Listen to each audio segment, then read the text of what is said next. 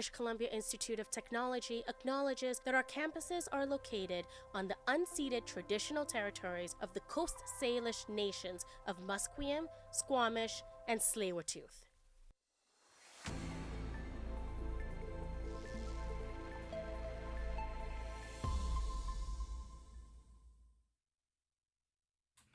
Good morning, I'm Clara Londa, and these are your news headline at 11. On today's breaking news, white smoke rises up from the chimney of the Sistine Chapel. The new pope has been chosen. Producer Arden McLeod has more on this topic.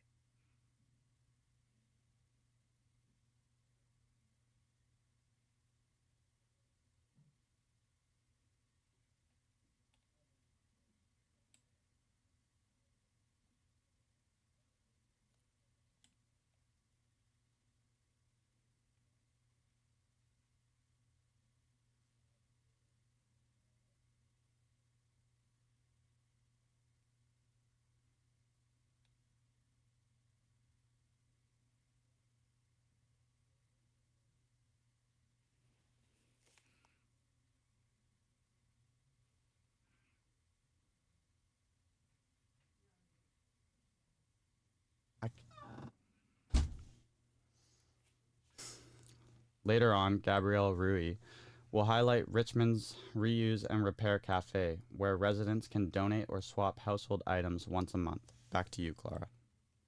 Thank you, Arden. Going local, Elections Canada says hundreds of special ballots cast are mistakenly kept at the office of a returning officer in BC. 822 special ballots cast by voters in 74 electoral districts across the country were left with the returning officer in the riding of Coquitlam, Port Coquitlam. More than 500 of the ballots were for the riding of Port Moody, Coquitlam. However, Elections Canada says none of the outcomes in the 74 districts are affected. Police are looking for witnesses and videos to help with an accident investigation. A 44-year-old woman dies after being struck by a vehicle. Mounties say the accident happened on the Oxford Connector near Lougheed Highway around noon on Tuesday. Richmond's monthly Reuse and Repair Cafe will be taking place at the East Richmond Community Hall this Saturday. Our reporter Gabrielle Rui tells us more about how the event has promoted sustainable living so far. I spoke to the city's waste reduction coordinator, Christy Houston, and she said when the event first started out a few years ago, not a lot of people attended. Reuse and repair cafes were not a common sight back then. But since they started promoting the event on social media, more people have paid visits and discovered the fun in donations and repairs. People realized that it was far more easy to have their items repaired once a month instead of spending unnecessarily on new items. She said a lot of visitors have become regulars at the monthly events, and they have grown more financially and environmentally conscious. Gabrielle Rui, BCIT News. A former Chief Justice of the BC Supreme Court has been chosen to report on safety measures for event organizers and police. Laura Ballin says she's worried that the one-size-fits-all security policy will make events unsustainable. Provincial government says Christopher Hinkson has until the end of June to report, while also considering the fact that people want to get together and celebrate. In politics, Saskatchewan Premier Scott Moe says he feels good following a conference call with the fellow premiers and Prime Minister Mark Carney. Moe said he is pleased with how the meeting between Carney and Trump goes. Carney briefed the ministers on his first meeting with the U.S. president as Canada continues to deal with American tariffs. Carney is set to meet with the country's premiers on June 2nd in Saskatoon.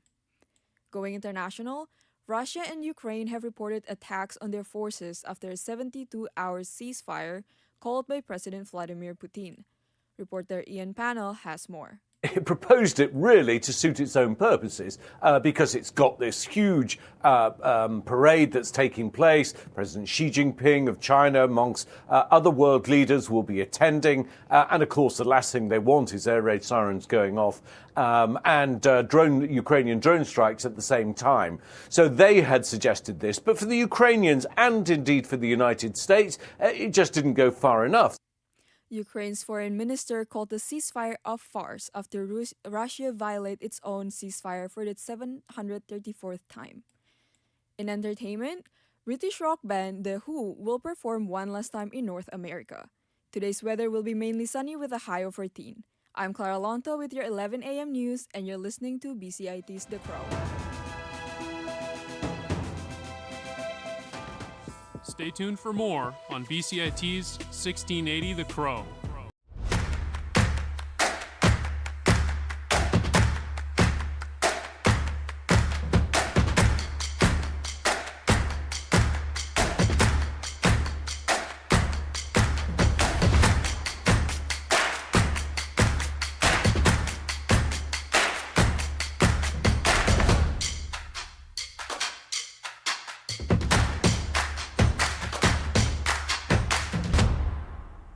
Everything is changing to digital. Everything is online. People aren't just waiting for the 6 o'clock news anymore. People want their news right now. They want to be able to go onto their smartphone, onto the internet, and see the news that they want to see. Vancouver is growing at, a really rapid rate, the Lower Mainland even, and with the tools that we're given here, we're able to cover all of that. Welcome to BCIT Magazine. I'm Radhika Sikki-King. In the program, they really leave it up to you. I mean, the help is there when you need it, figuring out how to use the programs like Premiere, Audition, and figuring out how to use the cameras.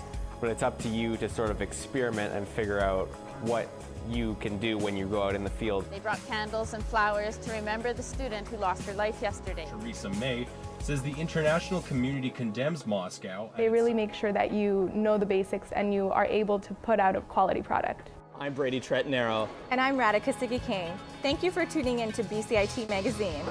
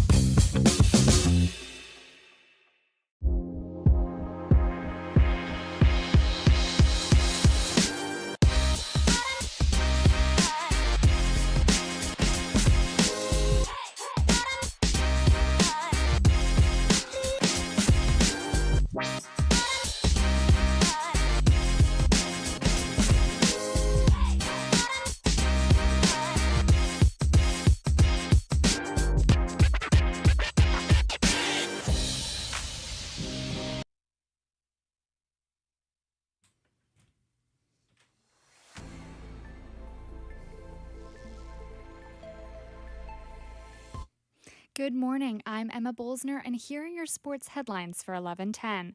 Starting off with hockey, the Abbotsford Canucks beat the Coachella Valley Firebirds 3-1 last night. Artur Shilovs made 25 saves throughout the game. Head coach Manny Malhotra spoke after the game's win last night. Systematically, we did a much better job of limiting their transition. Obviously, they started real hot coming out with, I think the shots were 7-0 at one point. But our overall ability to capitalize when the opportunities were there and stay with it to the end was a big factor for us. Game 4 will be against the Firebirds on Friday as they move on to the third round of the Calder Cup playoffs. And in the NHL, the Toronto Maple Leafs beat the Florida Panthers 4-3 last night, marking a 2-0 series lead. They will play against the Panthers in Game 3 tomorrow at 4. However, it is unlikely goaltender Anthony Stolarz will be in the lineup. Stolarz was taken off the ice during the second period on Monday night after an injury to his head. Joseph Woll played last night with 25 saves. And the Winnipeg Jets lost 2-3 against the Dallas Stars in Game 1 of the second round of the series last night. Mark Scheifele returned after a recent injury in Game 5 against St. Louis. Jason Robertson was also back on the ice after a knee injury during the last game of the regular season. Dallas forward Mikko Rantanen gave a hat trick, making NHL history as the first player in 40 years to do so in consecutive playoff games. Rantanen had more to say after the game. Sometimes it's up and downs in hockey, and now it's going well individually and as a team. But it's important in the playoffs, like I've said before. If you win or you have a good game, never get too high. Just you gotta reset, enjoy for 5 minutes after the game, and then reset. The Jets play the Stars again tomorrow at 6:30. And the Edmonton Oilers will play Game 2 tonight against the Las Vegas Golden Knights. On Monday, they beat the Knights 4-2. The game starts at 6:30. In baseball, many Blue Jays fans are skipping the trek down to Seattle this weekend to watch them play against the Mariners, and it shows. Reporter Hayden Stewart has more on this story. Heading down south to T-Mobile Park when the Toronto Blue Jays are in Seattle is the only chance for many fans in BC and Alberta to see their favorite team play during the season. Ryder Kent, a longtime Blue Jays fan, has decided not to make the trip this year due to the tariffs and rising tensions between Canada and the United States. He spoke about what he'll miss the most from the trip. You get to hang out with your friends that you've made from baseball, playing your whole life, go watch some baseball. Have some stadium food. So the memories I make from it is really the best part. Although he won't be in the stands, Kent will be cheering loud from home. Hayden Stewart, BCIT News. Ticketmaster still has a lot of seats available for the final 3-game series. Also in baseball, the Pittsburgh Pirates have fired manager Derek Shelton after the team fell to last place in NL Central. Bench coach Don Kelly has been promoted as the new manager.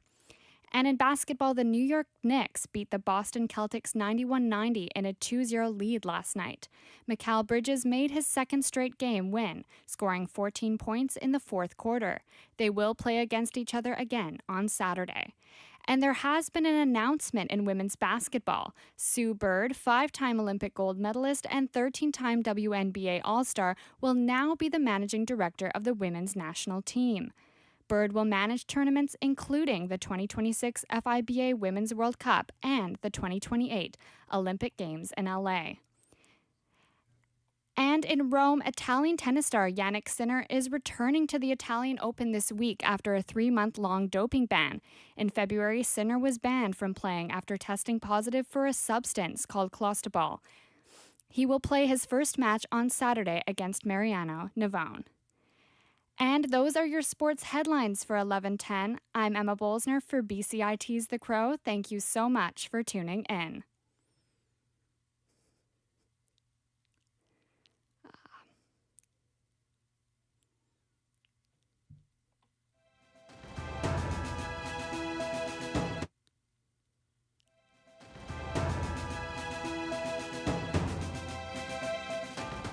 Stay tuned for more on BCIT's 1680 The Crow. This is 1680 The Crow, and you're listening to our feature presentation. Climate change is happening far faster than we expected. If we don't remove CO2 from the atmosphere, we will all die. It's as simple as that. It is a dangerous distraction. It has been around for more than 50 years and has not worked at all as promised. Ultimately, we don't have the time to argue about perfect being the enemy of the good. Carbon. From humanity's earliest breaths and mastery of fire to the Industrial Revolution, we have increased and escalated its production. I'm your host, Hayden Stewart. Our reporters Braden Goodman and Patrick McConnell embarked on a quest to understand carbon capture, a controversial technology looking to pull excess carbon from the atmosphere, potentially slowing or even reversing climate change. Been researching carbon engineering for a couple weeks. Got denied by the comms person at the office in Vancouver, so buckle up.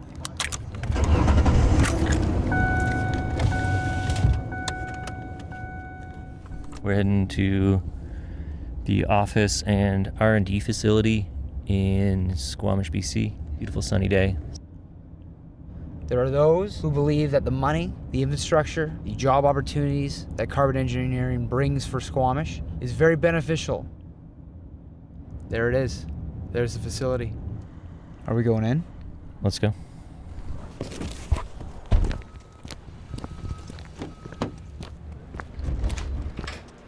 Hey, we're actually we're two students from BCIT. Okay. We decided to come up to Squamish and see if we could talk to somebody. Not today. Not today? No. Oh, sorry. Give me one. We're just kind of looking at different green projects around the Lower Mainland, and Once again, there might be some administrative NDAs. Our team left with more questions than answers. With technology seemingly so promising, we had to find someone who could explain carbon capture. Enter Phil DeLuna, lead science officer of Deep Sky, a direct air capture startup based in Ontario with a facility being built in Alberta. Can you hear me? Hello, Mr. DeLuna. Hey, how are you? Let's get right into it. What's kind of the benefits of carbon capture in your own words? Sure. So carbon capture, the way I like to describe it is, imagine the atmosphere as an overflowing bathtub. When your bathtub overflows, you can do two things. You can turn off the tap or you can bail out the water. Direct air capture is bailing out the tub, removing the water that's already in there, removing the CO2 that's already in the atmosphere. Peel back the curtain. What makes Phil tick when it comes to carbon capture? Climate change is happening far faster than we expected. If we don't remove CO2 from the atmosphere, we will all die. It's as simple as that. DeLuna spoke confidently of the potential of carbon capture, but as we continued our research, new perspectives emerged. Critics argue that big oil has co-opted this technology to justify continuing business as usual. We sat down with Oil and Gas Program Manager Ali Haddad of Environmental Defence Canada to see carbon capture through another lens.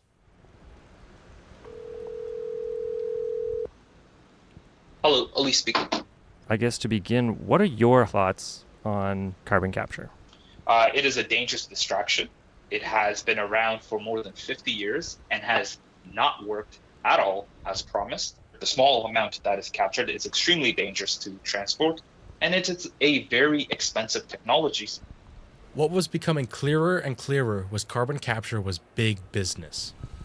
And like any innovative technology, capital and investments are required. So let's talk about carbon credits for a sec. How do they incentivize big business to kind of invest in these technologies? Every time we capture a ton of CO2 from the atmosphere, we sell a carbon credit, which is basically a ledger, a record that we've captured CO2 from the air, that we've stored it. It does not reduce the total amount of greenhouse gas emission. They don't work, and oil and gas companies continue to hide behind them for the fact that it allows them to kind of greenwash their operations.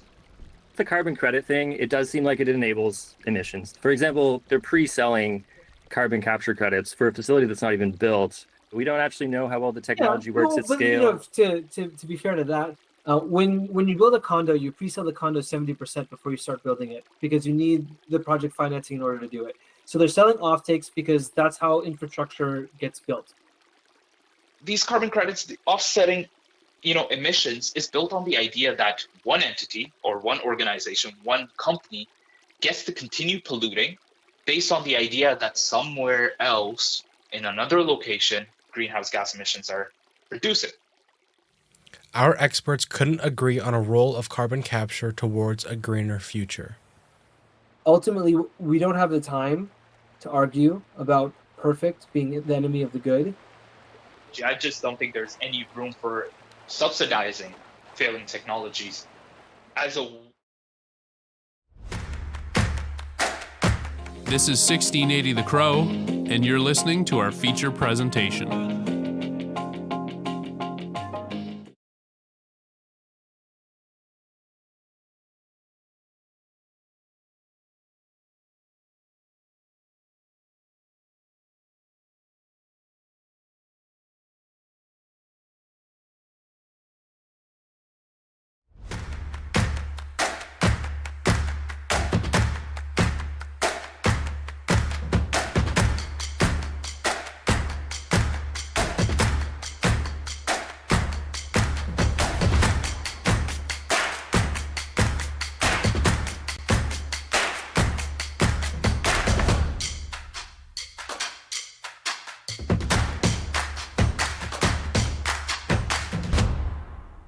Everything is changing to digital. Everything is online. People aren't just waiting for the 6 o'clock news anymore. People want their news right now. They want to be able to go onto their smartphone, onto the internet, and see the news that they want to see.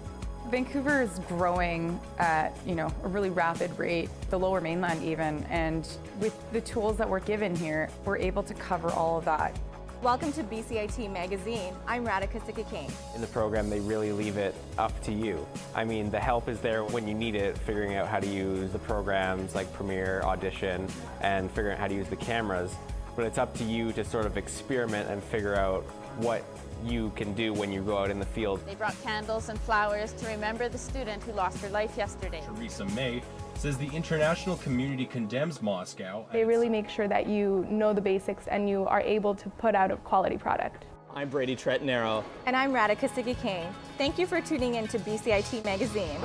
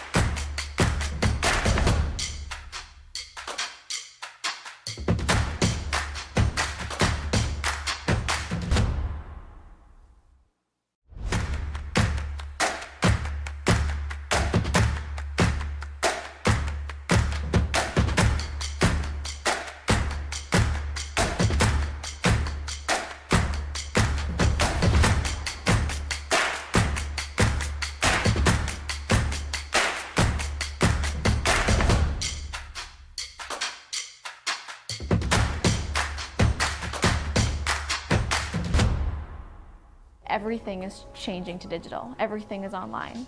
People aren't just waiting for the 6 o'clock news anymore. People want their news right now. They want to be able to go onto their smartphone, onto the internet, and see the news that they want to see. Vancouver is growing at, a really rapid rate, the Lower Mainland even, and with the tools that we're given here, we're able to cover all of that.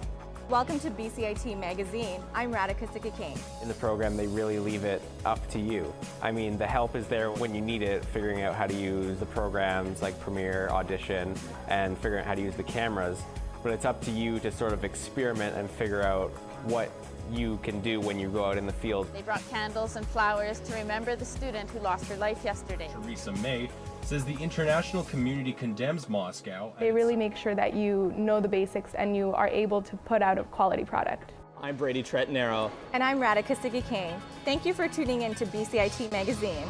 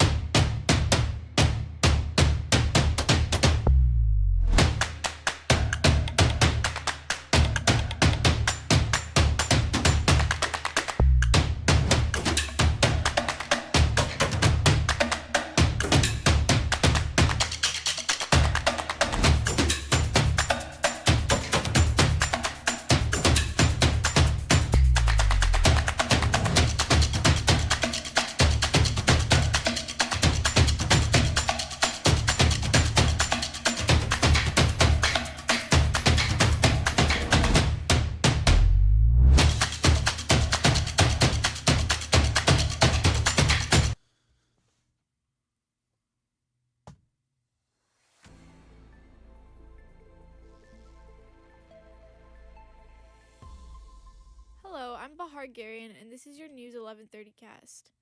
White smoke has poured out of the Sistine Chapel chimney, signaling that a pope has been elected to lead the Catholic Church. Our producer, Cohen Sassaman, has more on the story. Thank you, Bahar. Appreciate that. That means the winner secured at least 89 votes of the 133 cardinals participating in the conclave to elect a successor to Pope Francis. The crowd in St. Peter's Square has erupted in cheers. It's official. Robert Francis Prevost will be the 267th Pope. He is from the United States of America. In today's stories, a new tall timber student housing building has been put up in the heart of BCIT campus. We have the scoop on how the new building could make students' lives easier. We explore a social group for young students who've lost their parents. We dive into how the club works and how important it is to have a parent figure. And a swap and rescue event is happening in Burnaby today. At the event, people give a second life to items and save them from the landfill. Back to you, Bahar. In an interview, Microsoft chairman and Gates Foundation founder Bill Gates says his fortune will be spent over the next 2 decades on philanthropy. This is Bill Gates now.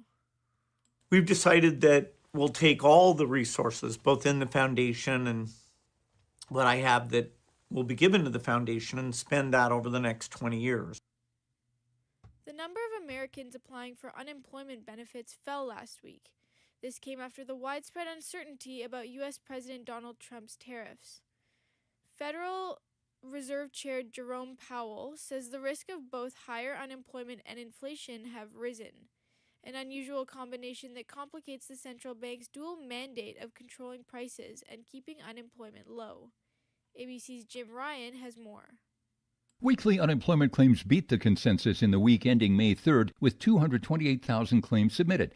But analysts expect that as tariffs take hold, prices rise, and businesses start to lay people off, economic weakness is likely to spill over into the jobless data. Veterans, members of the armed forces, and political leaders are gathering at events across Canada to commemorate the 80th anniversary of the end of the Second World War in Europe. Fraser McKee is a 100-year-old veteran and was among those who laid a wreath today at Toronto's Victory Peace Monument. He says it's important to recognize that those who served are everyday people who risk their lives to protect others. McKee says Veterans Day is a reminder that nearly every Canadian knows someone who has been impacted by the war. We don't want to go through that again, and these are the people that stand in the front line that are in uniform that they see. But it's a small group, but they represent ordinary people just like you and me.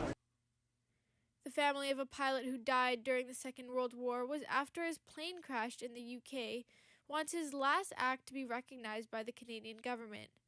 Pilot officer William Stuart McMullen was flying over a highly populated British town in January 1945 when his plane caught fire mid-air. McMullen said he steered the plane away towards an empty field and ordered his 6 crew members to parachute themselves out safely. His grandchild, Lucas Barber, says it would be great news for his ailing mother, who is suffering from liver cancer, to see her father honored again. McMullen was the only casualty in the crash, and he has more on this now. Do it. What's stopping you? I don't get it. If all these people over there are doing everything, nothing's happening here, I don't get it. Do it. What is it? A piece of paper. Speaking with reporters, President Trump says the U.S. is in the market for a gorgeous brand new air control system. The new equipment is unbelievable what it does. You can have, I was going to say something, but you always, in my opinion, you always need pilots. I want pilots. But you wouldn't even have to have pilots. This system is so incredible what they can do. The weather today is slightly cloudy with a 10-degree temperature. No rain is expected today. This is Bahar Garian, and those were your News 1130 headlines.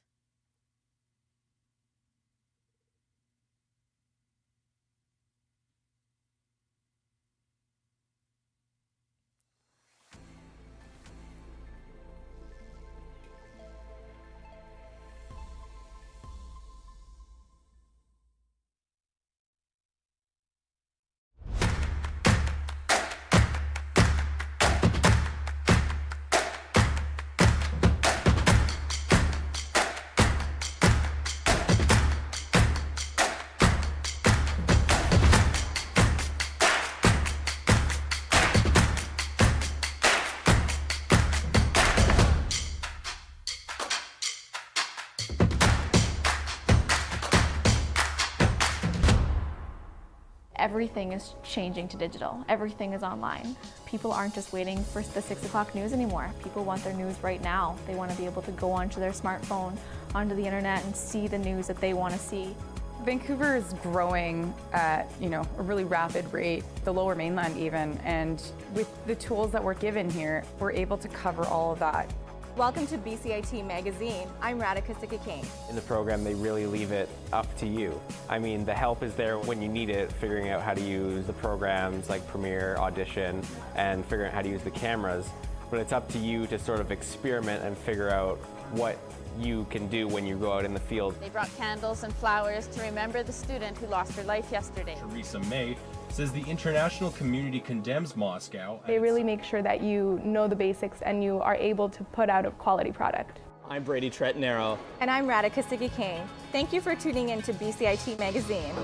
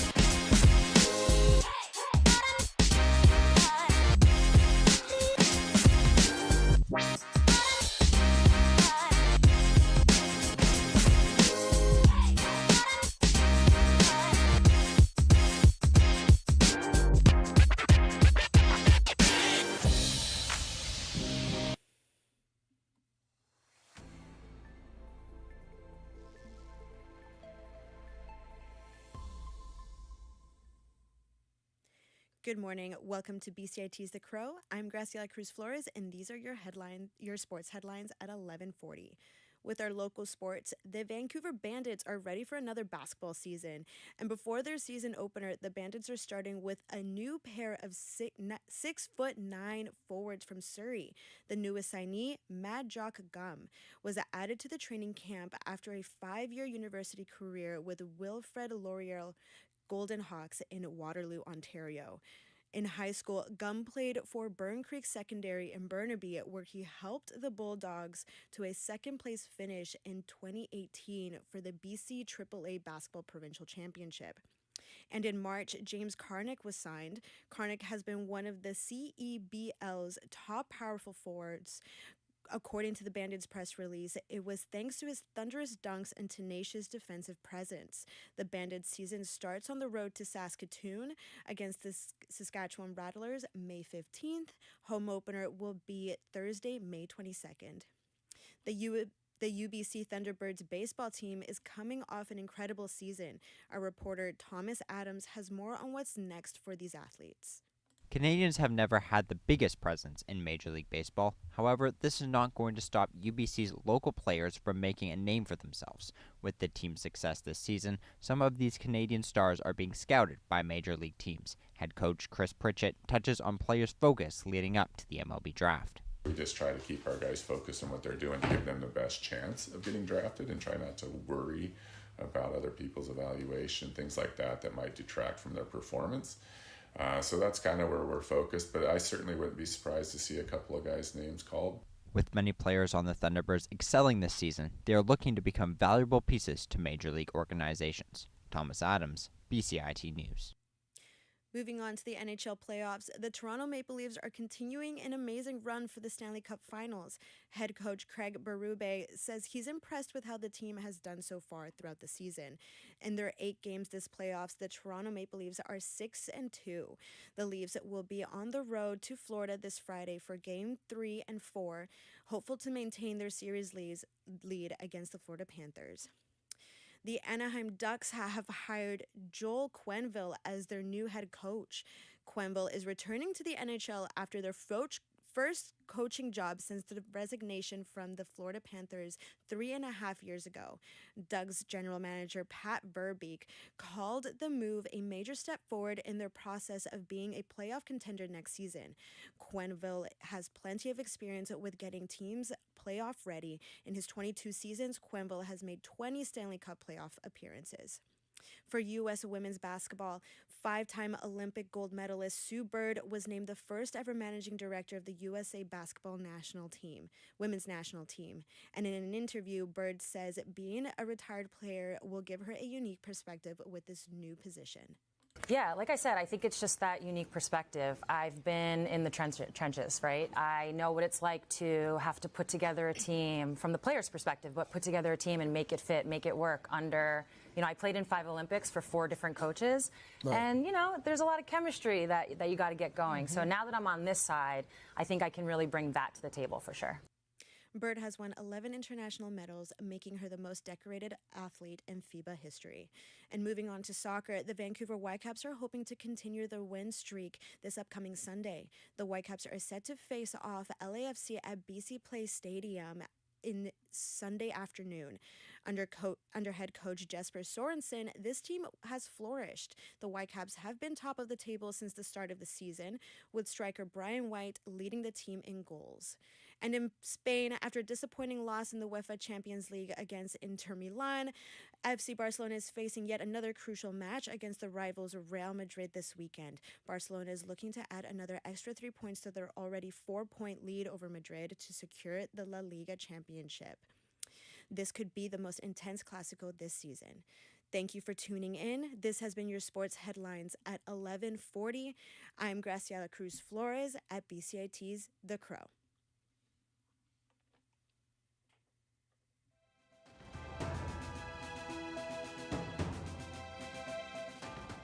Stay tuned for more on BCIT's 1680 The Crow. This is 1680 The Crow, and you're listening to our feature presentation. Vancouver comes alive under a canopy of pink as the cherry trees bloom and the annual Cherry Blossom Festival begins. Our reporter, Jenny Sung, has more on how the festival brings the city together.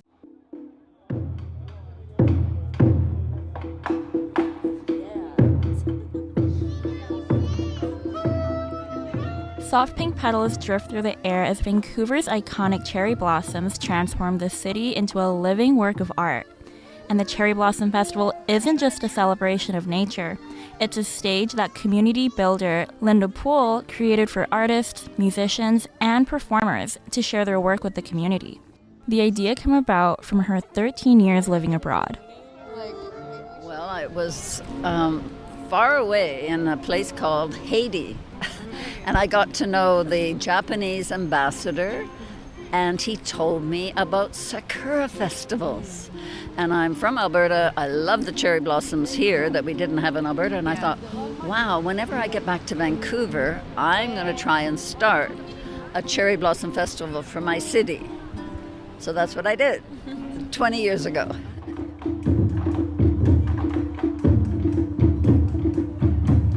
Well, you know, we launched Cherry Jam at Burrard SkyTrain Station, so it was very intimate and close, and I liked it because of the intimacy, I think. But now we've sort of branched out and we're in bigger venues and more people, and the popularity, you know, has grown. So the support has been wonderful, how people come out. And there's been some additional new programs, but mostly we've taken the successful core original programs and just made them bigger. Yeah. With more talent, which is what everybody wants. And yeah, more food trucks, more merchandise, more everything.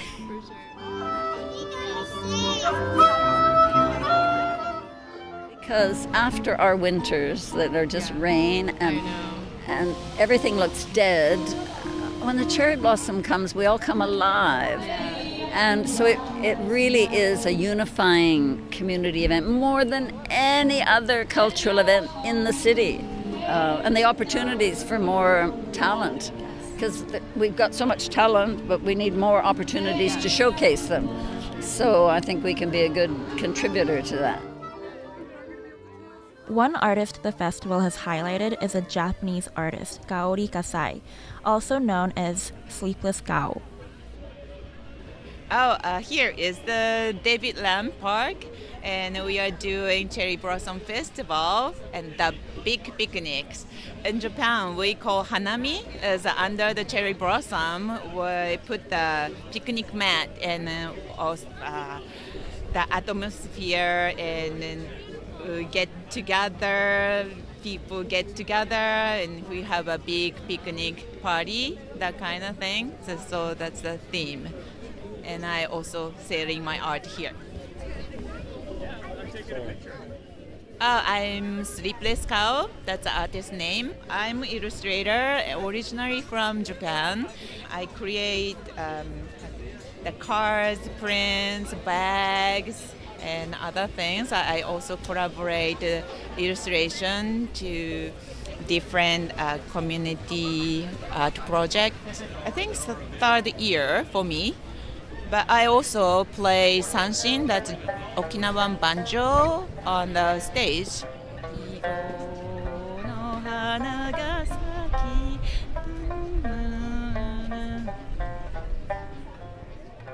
The Cherry Blossom Festival is a big thing in Japan, and also here we see lots of cherry blossom. I think 80,000 cherry blossom is in Vancouver, so some are like mostly from Japan, right?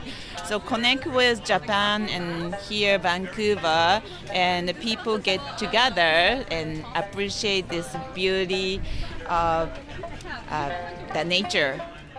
Along with artists, the festival brings about many musicians and performers, like the multi-genre band Mudfoot.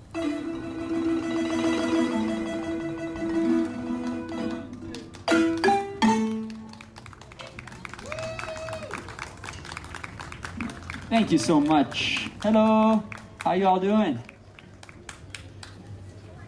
So that song was an original composition called Circus Jerk Chicken. Today we just have Kai on the soprano marimba and Sangeeto gonna play the tenor marimba.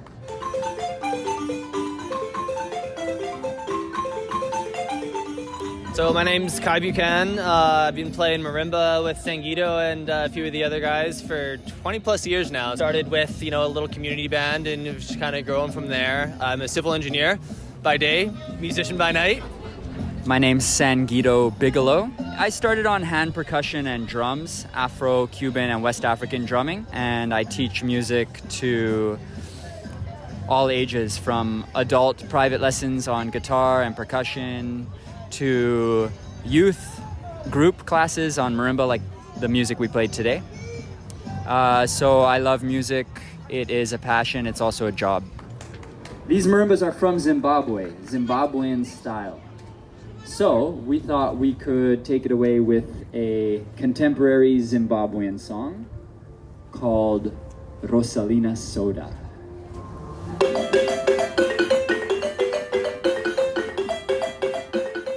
Last year, Vixen, who organized this event, she contacted me. I played here with Chris, another member of our band, and it was a lot like today, just jamming out. And super fun, community vibes, beautiful cherry blossom vibes.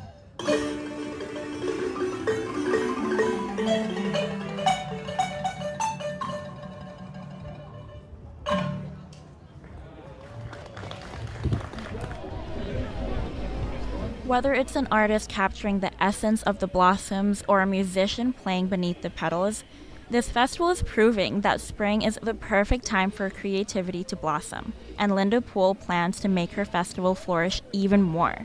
Well, now we've got momentum and we're going to make it bigger and bigger so that it's a bigger international attraction. Vancouver's been first to enjoy it, but now more and more people are coming from the winter provinces, from the US, and from Europe even. Yeah. Oh, that's really cool. So we're going to grow it. Yeah, awesome. For BCIT's The Crow, I'm Jenny Sung with my co-producers Orchid Solang and Clara Lanto.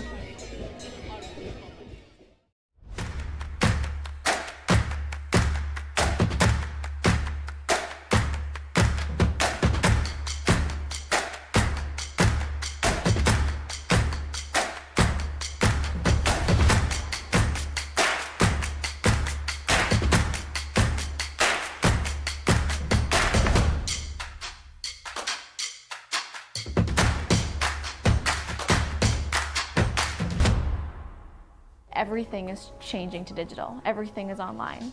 People aren't just waiting for the 6 o'clock news anymore. People want their news right now. They want to be able to go onto their smartphone, onto the internet, and see the news that they want to see. Vancouver is growing at, a really rapid rate, the Lower Mainland even, and with the tools that we're given here, we're able to cover all of that. Welcome to BCIT Magazine. I'm Radhika Sikki-King. In the program, they really leave it up to you. The help is there when you need it, figuring out how to use the programs like Premiere, Audition, and figuring out how to use the cameras. But it's up to you to sort of experiment and figure out what you can do when you go out in the field. They brought candles and flowers to remember the student who lost her life yesterday. Theresa May says the international community condemns Moscow. They really make sure that you know the basics and you are able to put out a quality product. I'm Brady Trettenaro. And I'm Radhika Sikki-King. Thank you for tuning in to BCIT Magazine.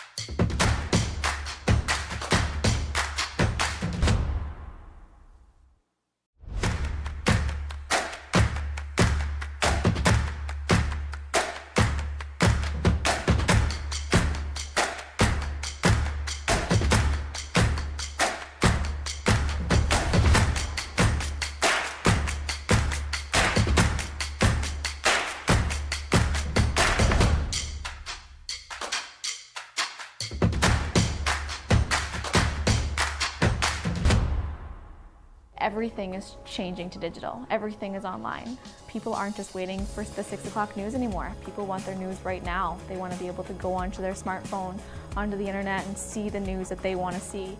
Vancouver is growing at, a really rapid rate, the Lower Mainland even, and with the tools that we're given here, we're able to cover all of that. Welcome to BCIT Magazine. I'm Radhika Sikakane. In the program, they really leave it up to you. I mean, the help is there when you need it, figuring out how to use the programs like Premiere, Audition, and figuring out how to use the cameras. But it's up to you to sort of experiment and figure out what you can do when you go out in the field. They brought candles and flowers to remember the student who lost her life yesterday. Theresa May says the international community condemns Moscow. They really make sure that you know the basics and you are able to put out a quality product. I'm Brady Tretnero. And I'm Radhika Sikakane. Thank you for tuning in to BCIT Magazine.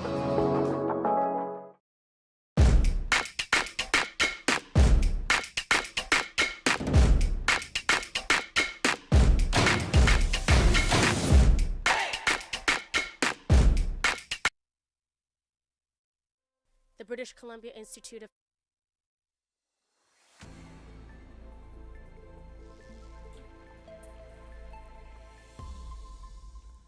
Good afternoon, my name is Jonah Jung, and these are news updates for 12 p.m.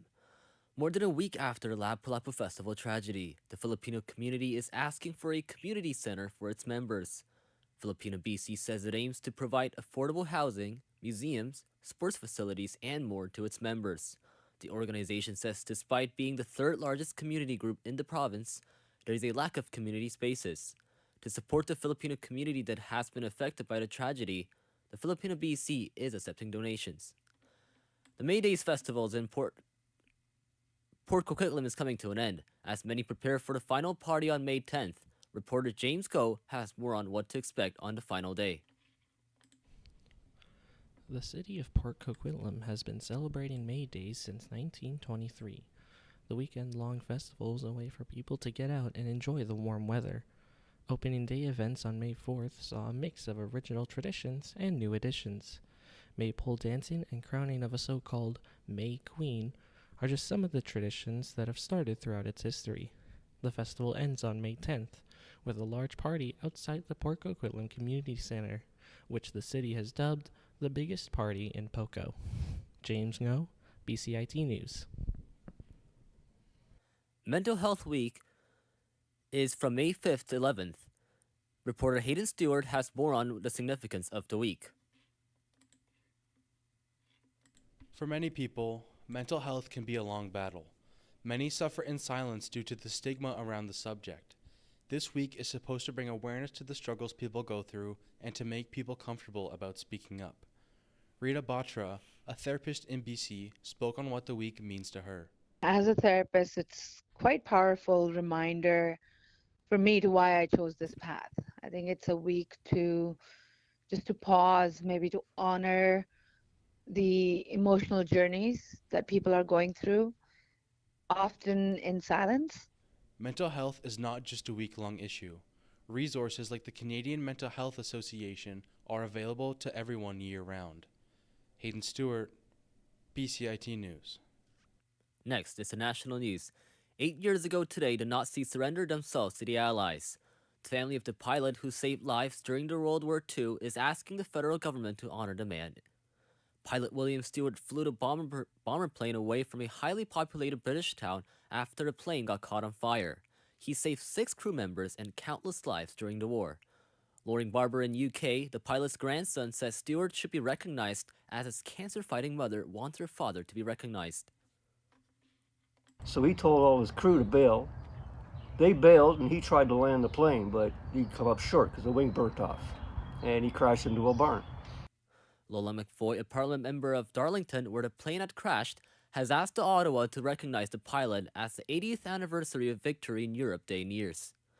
Manitoba government plans to reduce the rise of wildfires by putting more restrictions on some areas. It says it'll expand on restrictions already in place in many parts in the province near Interlake Region and Spruce Woods Provincial Park. The province says there is a high risk of wildfire with little rain and high temperature. The regulations include no fires being allowed in those areas from 8 a.m. to 8 p.m. for 12 hours. Fires must be burned in approved pits for campfires. For international news, the new Pope Leo XII has become the first American Pope in Catholic history. The new Pope, formerly known as Cardinal Robert Prevost, has spent his entire life ministering in Peru. Born and raised in Chicago, he has led the Vatican's Office of Bishops after being selected by the late Pope Francis. Pope Leo XII has appeared in the balcony and blessed the people standing below. As the new Pope made an appearance, the crowd gathered in the St. Peter's Square chanted, "Long live the Queen," some crying in tears. The cardinals made the holy sign of the cross. The U.S. President Donald Trump has congratulated the new Pope, saying it is an honor to have an American Pope on his Truth social media account. For weather, today's weather is expected to be sunny with a bit of wind. The weather forecast says it'll be less cloudy than yesterday. Residents can leave their jackets at home. These have been your news updates for 12 p.m. My name is Jonah Jung for BCIT's The Crow.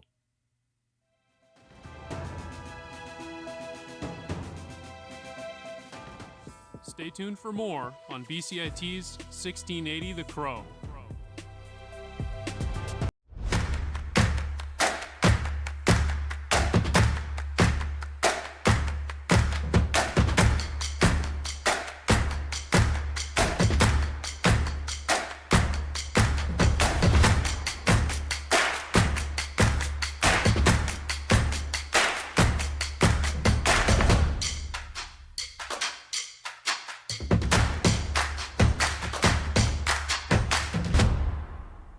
Everything is changing to digital. Everything is online. People aren't just waiting for the 6 o'clock news anymore. People want their news right now. They want to be able to go onto their smartphone, onto the internet, and see the news that they want to see.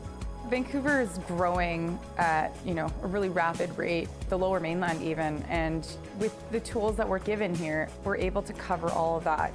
Welcome to BCIT Magazine. I'm Radhika Sikki-King. In the program, they really leave it up to you. I mean, the help is there when you need it, figuring out how to use the programs like Premiere, Audition, and figuring out how to use the cameras.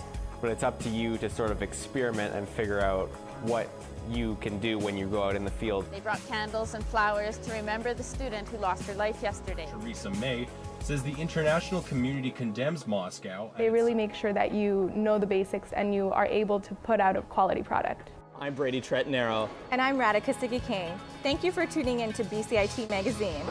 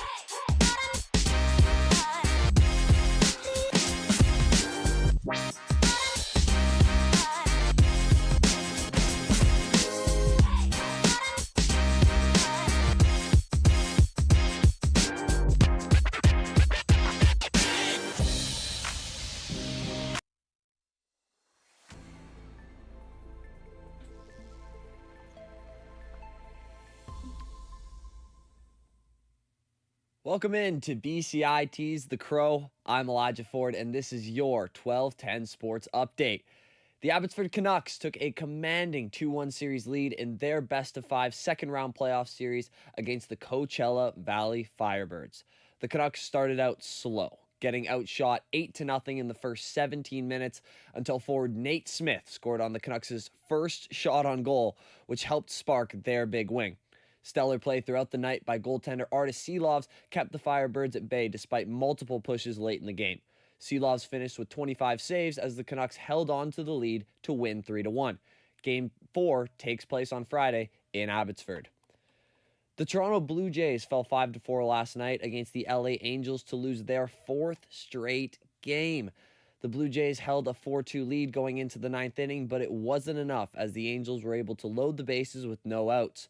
This set up Jorge Soler for a game-winning walk-off hit that rolled past left fielder Jonathan Clase for the comeback win.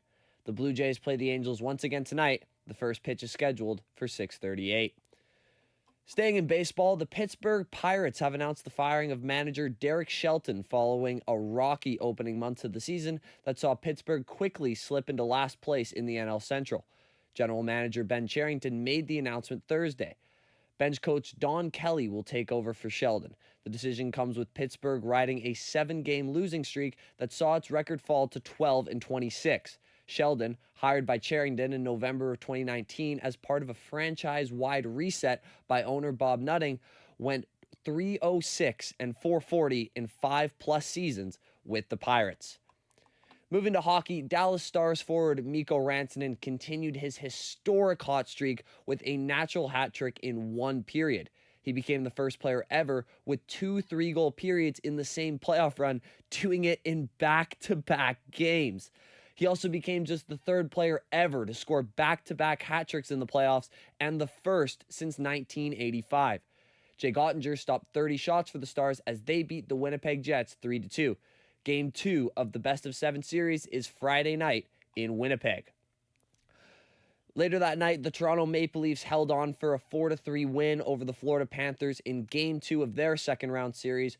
Toronto has a 2-0 edge in the best-of-7 showdown. Maple Leafs coach Craig Berube complimented the Panthers, saying it was a back-and-forth game.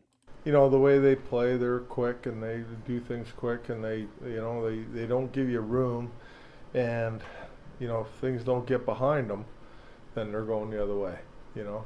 So, but it's works the other way too, which, you know, we've done a good job of that so far. Game 3 of the best-of-7 series will be played Friday night in Florida. Going to basketball, Canadian Shai Gilgeous-Alexander scored 34 points, leading the way as the Oklahoma City Thunder rolled past the Denver Nuggets 149-106 in Game 2 of their Western Conference semifinal series. Oklahoma City set an NBA playoff record for first-half points with 87 on its way to evening the series at a 1-1 split. The Thunder also tied the record for most points in any half of a playoff game. Nikola Jokic, who had 42 points and 22 points in Game 1, had just 17 points and 8 rebounds on Wednesday before fouling out. Game 3 takes place tomorrow. The New York Knicks have shocked the Boston Celtics once again, winning Game 2 in dramatic fashion to take a 2-0 lead in the series. The Knicks sealed the deal with yet another last-second defensive play. Tatum maneuvering. Oh, the ball knocked away! Another great defensive play for the Knicks! They've got it! They've won it! Kevin Harlan on the call there as the Knicks became the first team in NBA playoff history with back-to-back 20-point comeback wins. Game 3 is on Saturday. Sue Bird is giving yet another assist to USA Basketball, becoming the managing director of the women's national team. The 5-time Olympic champion was named to the newly created position Thursday, and it marks a major change in the way the organization creates its roster and coaching staff. Before the change, a committee made those decisions, but now in a move similar to what the USA men's national team does, Bird will be the one responsible for putting things together. Thank you for tuning in to the 12:10 Sports Update. I've been Elijah Ford, and you're listening to BCIT's The Crow.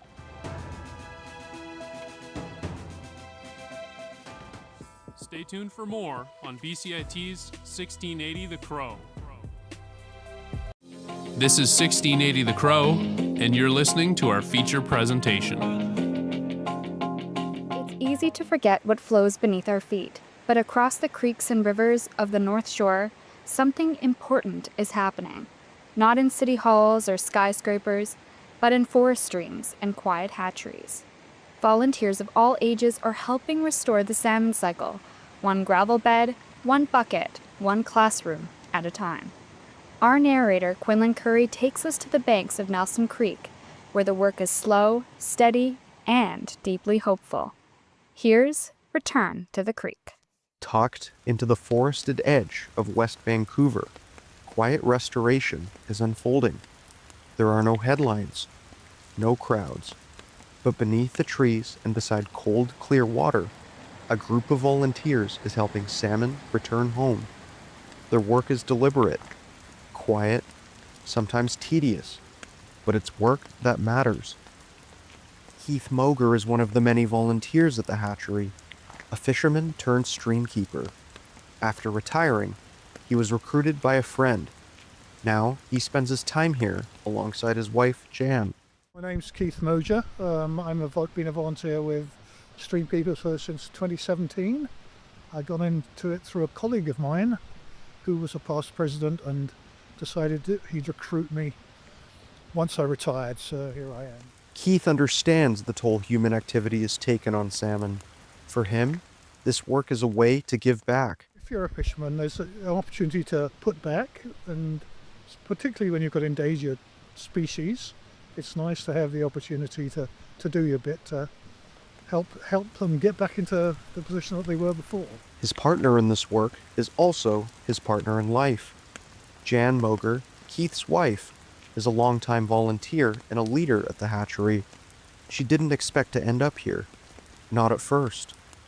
Well, before I came to Canada in the 90s, not much interaction with fish at all, apart from eating it at home. But when I came here and I met Elizabeth, who ran this hatchery from the 90s for 20 years, she encouraged us to come and help out by volunteering and doing all those chores that, all the tasks, I should say, not chores. For Jan and Keith, it's about one thing: rebuilding what salmon have lost. The biggest thing we can do is to restore the environment for salmon. So restore the creeks, because if they don't have habitat that they can spawn in, and particularly habitat they can rear in, then they don't stand much of a chance. The science is clear. Without safe habitat, the salmon can't survive. And for volunteers, that means hands-on, year-round work. Much of the equipment is decades old. The work is constant, but the dedication doesn't waver. This is the original one. This is 30 years old, over 30 years. What we're going to be doing this year is we're going to raise the whole system off the floor, which will make it easier for volunteers, more hygienic. Every year is different. Some bring challenges, others bring surprises. Then, in fall of 2024, something unexpected happened, something hopeful. I think that's very difficult to pinpoint. It wasn't predicted that there would be such significant returns of chum salmon. So they obviously had a very high survival rate in the ocean for so many to come back. In our local creeks, we've been stocking the creeks with chum salmon from the hatchery. Two of our local creeks, Nelson and Eagle, which are prime focal creeks for our stocking programs, had significant chum returns this year. But the current isn't always kind, and not all obstacles are natural. From altered landscapes to pollution, parasites to warming waters, salmon face a gauntlet. Another big one that, we're very, very conscious of in BC is it's called whirling disease, where a parasite will actually get into the spine of a fish and eventually cause them to basically waste away from the back. And then they'll start swimming in circles, and it's very transmissible between adults and small fry as well. So we're constantly on the lookout for that. It's hard work in an uncertain world, but hope lives here too, especially in the next generation. Emma Chilinsky came to the hatchery looking for direction. She found connection. I got into it by volunteering with the North Shore Streamkeepers first, and then I was kind of at a bit of a crossroads in my life, and I wasn't totally sure what I wanted to do as a career. So then I ended up going to BCIT for the Fish and Wildlife program. And yeah, and then I just kind of kept doing this on the side, and I've just had, this is super rewarding for me, and yeah, I just really enjoy it. This is probably my favorite process because like I've seen these fish since they were like tiny eggs, right? And just like spawned them and seen all that, and yeah, seen them hatch, and just to see them grow. Yeah, it's very rewarding this time of year. She's also seen the fragility of it all. Sometimes we get two-headed fish or like twisted fish. That's just kind of the nature of fish culture when you're breeding so many at one time. But the mission is unchanged. Make the hatchery unnecessary. Someday. I mean, that's the goal of any hatchery program, to eventually make yourself obsolete. That dream of creeks that can care for salmon without human help starts early. That future may begin in the classroom. Jan helps lead a program where students raise salmon eggs, watch them hatch, then walk them to the creeks to be released.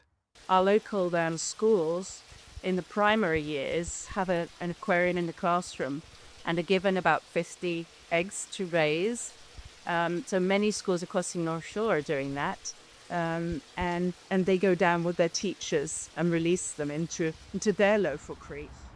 So what keeps people coming back week after week?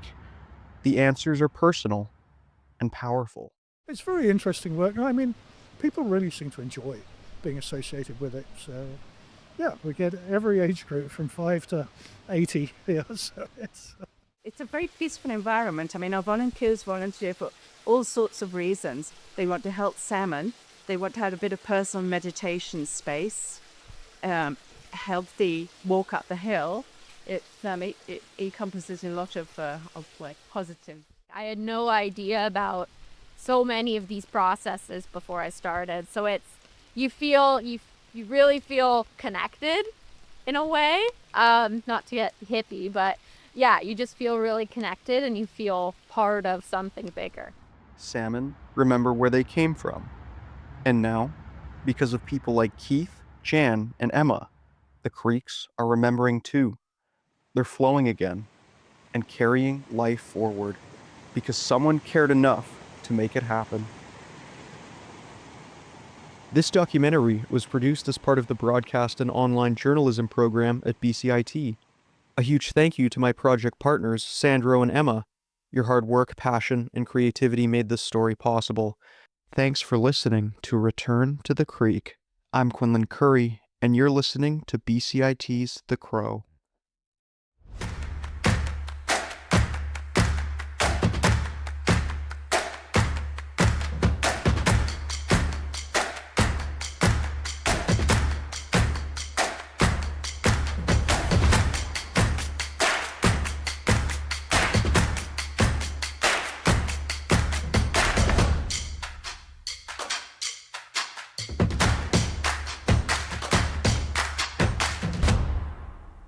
Everything is changing to digital. Everything is online. People aren't just waiting for the 6 o'clock news anymore. People want their news right now. They want to be able to go onto their smartphone, onto the internet, and see the news that they want to see. Vancouver is growing at, a really rapid rate, the Lower Mainland even, and with the tools that we're given here, we're able to cover all of that. Welcome to BCIT Magazine. I'm Radhika Sikakane. In the program, they really leave it up to you. I mean, the help is there when you need it, figuring out how to use the programs like Premiere, Audition, and figuring out how to use the cameras. But it's up to you to sort of experiment and figure out what you can do when you go out in the field. They brought candles and flowers to remember the student who lost her life yesterday. Theresa May says the international community condemns Moscow. They really make sure that you know the basics and you are able to put out a quality product. I'm Brady Tretnero. And I'm Radhika Sikakane. Thank you for tuning in to BCIT Magazine.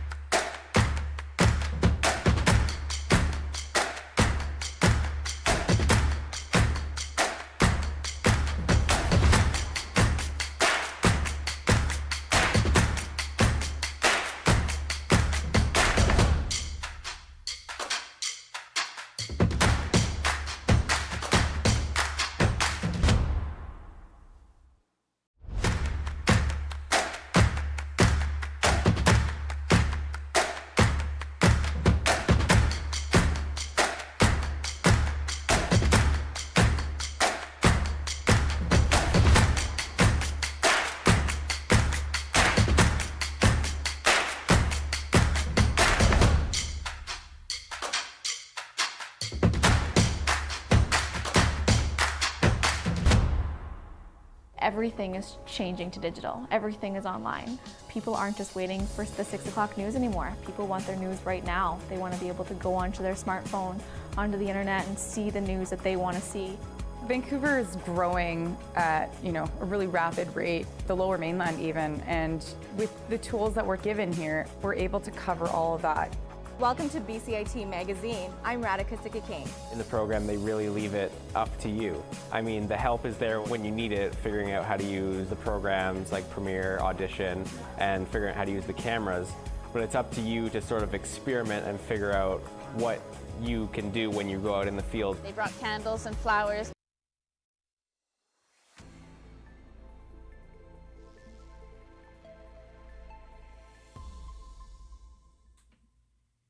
Good afternoon, I'm Clara Alonto, and you're listening to the 12:30 News Update. On today's breaking news, Cardinal Robert Prevost is the first American pope in the 2,000-year history of Catholic Church. My producer Arden McLeod has more on this topic. Prevost was a missionary who spent his career ministering in Peru and leads the Vatican's powerful office of bishops. He will be imparting a blessing from the Loggia of St. Peter's Basilica. Looking ahead, our BCI team is reporting on these stories today.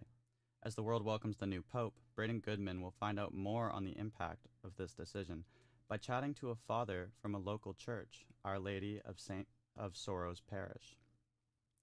Nikki Lewis, founder of the Parentless Club, spoke with our reporter Leah about their group Reclaiming Mother's Day this Sunday. Later on, Gabrielle Rui will highlight Richmond's Reuse and Repair Cafe, where residents can donate or swap household items once a month. Back to you, Clara. Thank you, Arden. This weekend is Mother's Day, and Vancouver's Parentless Club is reclaiming it. Reporter Leah Warren has more on how the social group aims to bring joy to a day that might feel complicated. Founded by two women who lost their mothers, the Parentless Club aims to provide an understanding environment to those who have lost a parent. Nikki Lewis, a co-founder of the group, says that Mother's Day can be isolating when you've lost your mom, hoping their Motherless Day event can bring people together. Along with the club's gathering, Lewis offers advice on how to commemorate your loved ones on days that might feel hard. Playing a favorite song or writing them a card, or going to their favorite spot, or even doing something kind for someone else. Whatever will make you feel more connected to them. Lewis ends by saying that grief is not one size fits all, and that everyone who doesn't have a parent for whatever reason is welcome and supported by the Parentless Club. Leah Warren, BCIT News. Going national, family of a pilot who died during the Second World War wants his last act to be recognized by the Canadian government. Pilot officer William Stuart McMullen was flying a Lancaster bomber over a densely populated British town when it caught fire mid-air. He then ordered his 6 crew members to parachute themselves out safely, making him the only casualty. McMullen's grandchild, Lucas Barber, says it would be great news for his mother, who is suffering from liver cancer, to see her father honored. Do it. What's stopping you? I don't get it. If all these people over there are doing everything, nothing's happening here, I don't get it. Do it. What is it? A piece of paper. Events to commemorate the 80th anniversary of the end of World War II in Europe is underway. Veterans Affairs is hosting a wreath-laying ceremony today in Toronto. Another event is taking place in Ottawa at the National War Memorial. Cities from London to Moscow will also be celebrating this event with parades, flyovers, and memorials this week. In politics, the Trump administration announces its first trade deal. The U.S. president says the UK has approved an agreement to lower tariffs rate on British auto exports and eliminate it for steel and aluminum. He also says the deal includes getting rid of customs duties in the UK. They'll also be fast-tracking American goods through their customs process, so our exports go to a very, very quick form of approval, and there won't be any red tape. The terms of the deal have yet to be completed so it can be signed. India and Pakistan trade fire and accusations on attacks between the two countries. Pakistan's authorities said 2 civilians are killed and 4 soldiers are wounded due to India's drone attack. However, India's army accused Pakistan of attempting its own attack. The exchange is a result of India's missile that struck several locations in Pakistan, killing 31 civilians. All claims are not official. In a lighter note, the comedy festival Just for a Laugh returns.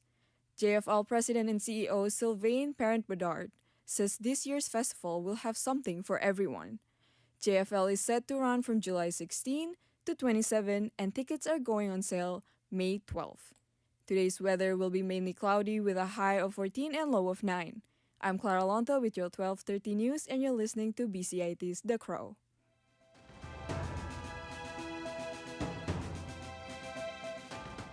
Stay tuned for more on BCIT's 1680 The Crow.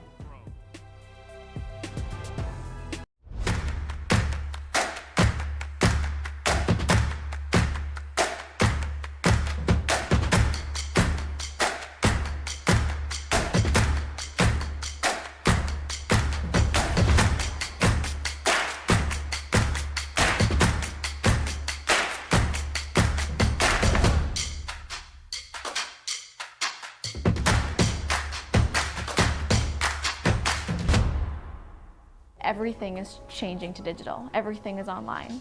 People aren't just waiting for the 6 o'clock news anymore. People want their news right now. They want to be able to go onto their smartphone, onto the internet, and see the news that they want to see. Vancouver is growing at a really rapid rate, the Lower Mainland even, and with the tools that we're given here, we're able to cover all of that. Welcome to BCIT Magazine. I'm Radhika Sikki-King. In the program, they really leave it up to you. I mean, the help is there when you need it, figuring out how to use the programs like Premiere, Audition, and figuring out how to use the cameras. But it's up to you to sort of experiment and figure out what you can do when you go out in the field. They brought candles and flowers to remember the student who lost her life yesterday. Theresa May says the international community condemns Moscow. They really make sure that you know the basics and you are able to put out a quality product. I'm Brady Tretnero. And I'm Radhika Sikki-King. Thank you for tuning in to BCIT Magazine.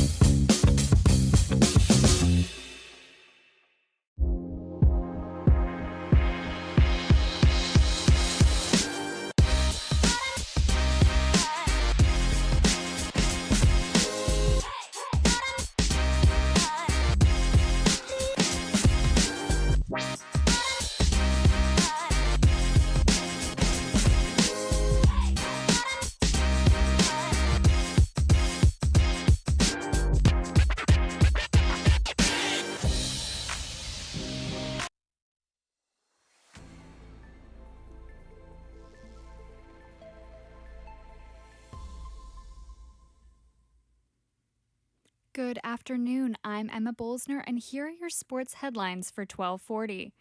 The Edmonton Oilers will play Game 2 tonight against the Las Vegas Golden Knights. On Tuesday, they beat the Knights 4-2. Right winger Corey Perry had more to say after the game. I think our start was a little hectic and, a 4-minute penalty early and getting down by 2, but we stuck with our game plan and found a way. And, we came here to win hockey games, and we found a way tonight.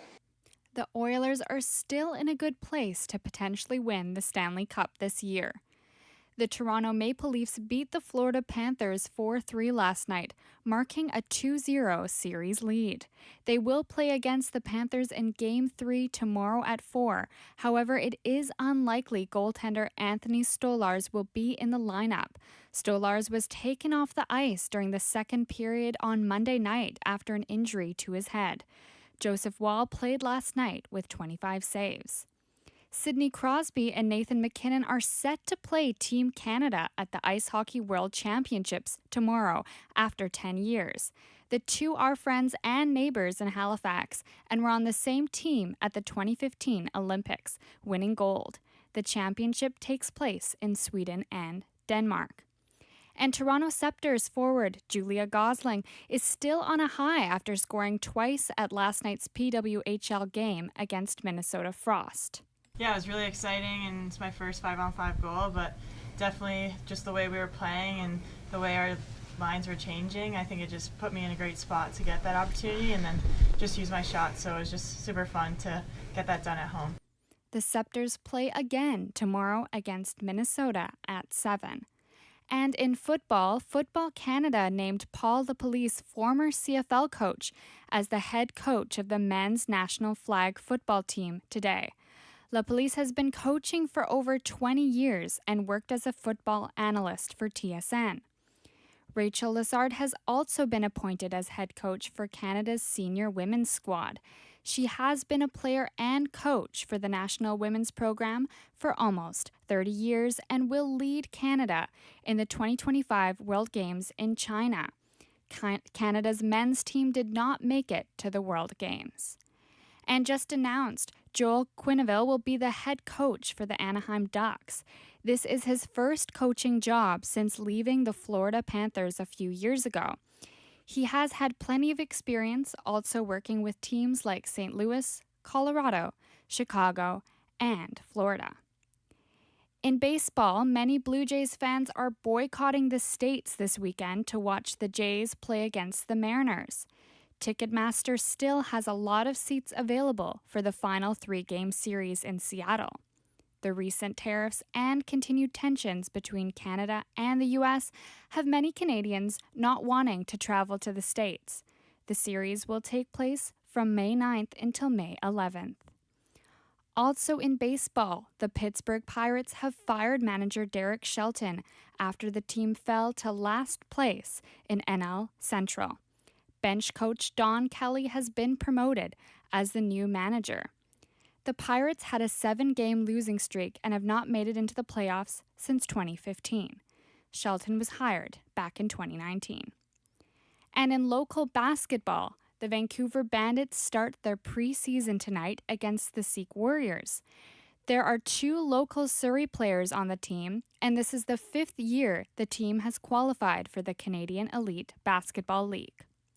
Meanwhile, in the NBA, Tyrese Halliburton gets a warning after a dance celebration in Game 2 of the Pacers' win on Tuesday. Halliburton will not receive a fine. And in Rome, Italian tennis star Yannick Sinner is returning to the Italian Open this week after a 3-month-long doping ban.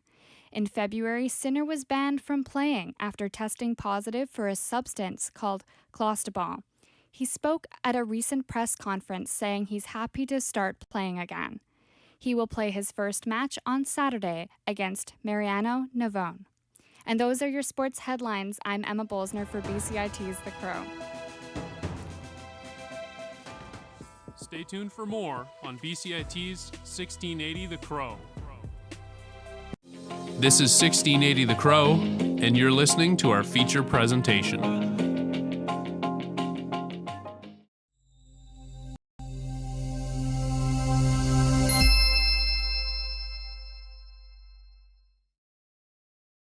bright kid too, right? So you don't have to teach her something 2 or 3 times. She picks up on it on the first, and she's an athlete. It's just been an amazing experience as a mom to watch your kid or child, daughter, go out and just change the world. She's always been a caring individual, probably passed down from her mom. On the team, she would always be looking out for her teammates. She just always wants to be the best.